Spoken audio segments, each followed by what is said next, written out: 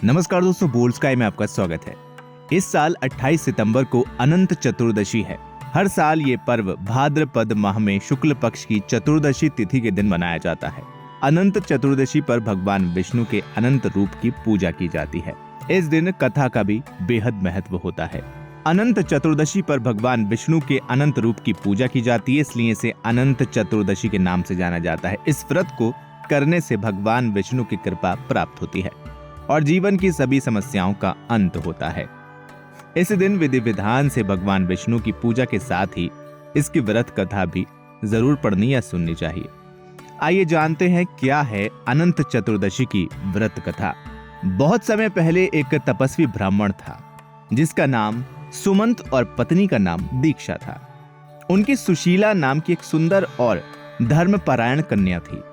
जब सुशीला कुछ बड़ी हुई तो उसकी माँ दीक्षा की मृत्यु हो गई।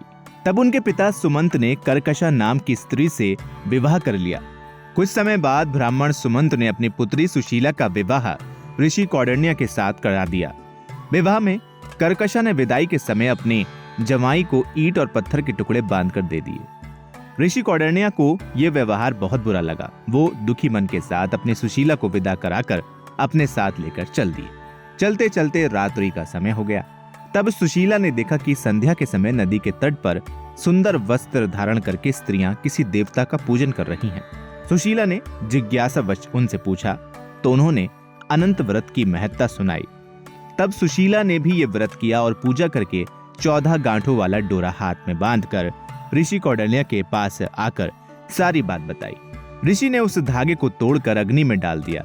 इससे भगवान अनंत का अपमान हुआ। परिणाम स्वरूप ऋषि कौंडिन्य दुखी रहने लगे। उनकी सारी संपत्ति नष्ट हो गई और वो दरिद्र हो गए, यानी दुखी हो गए। एक दिन उन्होंने अपनी पत्नी से कारण पूछा तो सुशीला ने दुख का कारण बताते हुए कहा कि आपने अनंत भगवान का डोरा जलाया है। इसके बाद ऋषि कौंडिन्य को बहुत पछतावा हुआ। वो अनंत डोरे को प्राप्त करने के लिए वन चले गए, यानी जंगल चले गए।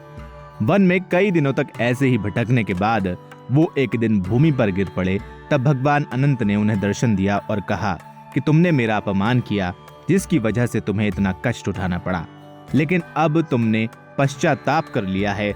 मैं खुश हूँ। तुम घर जाकर अनंत व्रत को विधि पूर्वक करो।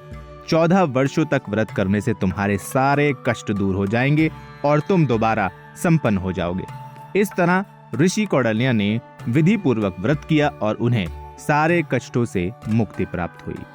फिलहाल इस वीडियो में इतना ही। उम्मीद है आपको ये कथा जरूर पसंद आई होगी। वीडियो को लाइक करें, शेयर करें और चैनल को सब्सक्राइब करना बिल्कुल न भूलें।